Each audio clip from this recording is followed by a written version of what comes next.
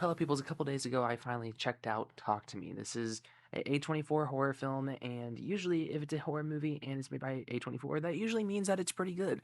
But for some reason, I don't say want to say I was disinterested with it. It's just it had a lot of hype, and the trailers never really impressed me.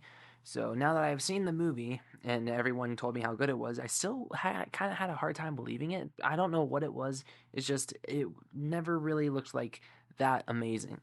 And now that I've seen the movie, I don't think the movie was still that amazing, but I still think it was a pretty good horror movie and one that will stand out. If I didn't know anything and I just watched this movie, I would have been very impressed and really loved it. The movie did impress me at many moments, and I really did overall like this movie, and it's actually probably one of the best scary flicks this year, and maybe the scariest movie this year. I don't have a lot of complaints about this one. I have one complaint, and it's kind of a compliment at the same time. It's just that I felt like I wanted more. I wanted more. The movie gives you a lot to chew on, but ultimately, I just felt myself wanting like another 20 minutes of this movie. And I don't want to say it's necessarily I felt unfulfilled because that's what I put in my tweet, but it didn't sound right once I thought about it. It's just it felt like we could have done this and we could have done that, and that would have been really cool. The movie's pretty short, and I honestly think another 20 minutes to the runtime, no problem. There is a lot of creepy visuals here that just really got under my skin. A lot of ideas about death, the afterlife, that also really got under my skin. The ending of this movie will creep and crawl with me forever because I'm one of those people that's nervous and scared when they think of the afterlife, death, what happens after we die. This movie is not necessarily supposed to comfort me with that. In fact, it just fuels those fears. It's definitely not a movie that's like, oh, we trust the afterlife. This is like be afraid. All the good effective horror movies work that way. This movie was directed by YouTubers, and they did a pretty good job behind the camera. This movie is really something. The cinematography works really well with the scares. There's a lot of like twistings with bodies because of possession, and the camera moves with that really, really well. But there is so many scenes in this movie. This movie doesn't have a lot of jump scares. What this movie really does is just show you something so disturbing. You're just like kind of jumping because you don't want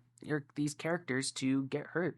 And while these characters in this movie aren't necessarily the most likable characters in the world or like the most unique characters in the world, it's enough to make me at least invest in the story, invest into this concept, and it's held up by what I thought was overall a very good cast. And I think it's a well acted movie, and no one gave a horrible performance at all. The lead of this film, if you know my reviews, I'm horrible with names. The lead of this movie, she is great. There's like a 15-year-old in the movie. He's great as well. And those are probably the big two standouts with me for me because those are the characters that have the most to do when it comes to like what they have to go through in this disturbing situation. And this movie has a lot of commentary that I really liked that can be also be like commentary like on peer pressure. And if this movie was like a teen drama and not a horror flick, it would be very on the nose on how it was trying to convey these messages, but the fact that it's disguised as this horror movie, like with this social media coding on it and challenges and the mental like awareness that we are with how social media affects what we do now, it makes it very believable far the story is able to go. And it's actually pretty genius how they were able to integrate social media into the story without it seeming like one big stupid commentary. It really felt like it was necessary to the story. It also built commentary as well, and that's what all the best screenplays do. They integrate these ideas into the story so it can build commentary, not just shoving it into the script. I really, really enjoyed Talk to Me. There's some things that I won't be able to get out of my head with this one, particularly a scene with that 15-year-old kid. And there's two scenes where it's just so hard to watch,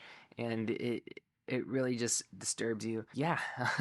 On that note, I really like this movie. Like I said, biggest complaint is that I wanted more. You know, there is this announced sequel. I'm very excited, and I just hope the same creative team is back because I would really like to see more.